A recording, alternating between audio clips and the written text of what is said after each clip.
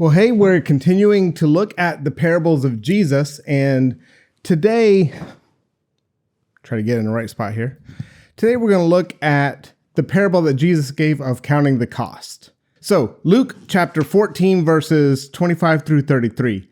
Now, great multitudes went with him, and he turned and said to them, "If anyone comes to me and does not hate his father and mother, wife and children, brothers and sisters, yes, and his own life also, he cannot be my disciple. And whoever does not bear his cross and come after me cannot be my disciple. For which of you, intending to build a tower, does not sit down first and count the cost, whether he has enough to finish it? Lest, after he has laid the foundation and is not able to finish, all who see it begin to mock him, saying, This man began to build and was not able to finish. Or what king, going to make war against another king, does not sit down first and consider whether he is able with 10,000 to meet him who comes against him with 20,000? Or else, while the other is still a great way off, he sends a delegation and asks conditions of peace. So likewise, whoever of you does not forsake all that he has cannot be my disciple." So Jesus is talking about counting the cost, and he says, if you're going to start a project, you want to make sure you have enough to be able to finish it. Otherwise, people will mock you. And if you want to know if that's true, consider the building on I-4. I think that's enough said. I don't know that there's any other building project that has been mocked as spectacularly as that one. But I digress. So I went ahead and started this before the parable, kind of looking at the teaching Jesus was giving prior to him giving the parable, which is what prompts him to give this parable. And he gives this really hard teaching. Whoever does not hate his father and mother, wife, children, brothers and sisters in his own life cannot be my disciple. And then he says, basically, you have to count the cost of what it means to follow me. And that is a really hard saying because, obviously, since Jesus talks about loving everyone, loving our enemies, loving those who curse us. So Jesus is not literally telling us to hate our family. So what is he telling us? Well, he's talking about putting him first. And I don't mean first as in like he's a priority, because obviously God's a part of all of our life. But he's saying consider the cost, because there's a cost involved in following him. And sometimes it's going to create problems even within our own family. And I've heard people say that they interpret that saying as like, in comparison to the love that we have for God, it should almost feel like hate to our family or towards our family. And I don't actually agree with that. I don't think that that's what God is saying, because I believe he expects us to love others with the same kind of love that he loves us with. So I don't see him doing like some comparison there. But what I do think he's saying is that sometimes it's going to create problems. Let me give you an example. Let me tell you why I think that. In Matthew chapter 10, verses 34 through 39, it says, "Do not think that I came to bring peace on the earth. I did not come to bring peace, but a sword. For I have come to set a man against his father, a daughter against her mother, and a daughter-in-law against her mother-in-law, and a man's enemies will be those of his own household. He who loves father or mother more than me is not worthy of me, and he who loves son or daughter more than me is not worthy of me. And he who does not take his cross and follow after me is not worthy of me. He who finds his life will lose it, and he who loses his life for my sake will find it." So this gives a better clarity of what Jesus is talking about. He's not saying that we need to hate our family members. He's saying count the cost before following me to understand that this may not be, the decision to follow me may not bring peace into your household. Now, obviously, Jesus wants there to be peace. He says he's the Prince of Peace. He wants us, as far as it concerns us, to be at peace with all men. But he says following me may not bring peace to the household. And I'm reminded, I just read a story online about this person, and they're showing, it's not even a story, it was like a video. And it's got this transgender girl. I don't remember what they were. Anyways, it was a transgender kid. I think it was a boy who had transitioned to a girl. And he was saying that he got this letter from his grandmother. And the grandmother's inviting him to Christmas and saying, "I really want you to come. I love you so much. I just really want to see you. I want to be in your life. When you come, we'll play games. We'll, sing whatever songs you want to sing. We will have gifts. I will cook you any food that you want. I just want to see you. And the child is in tears saying, but they called me the wrong pronouns. And my grandmother called me the wrong pronouns. And so I can never go to this house again.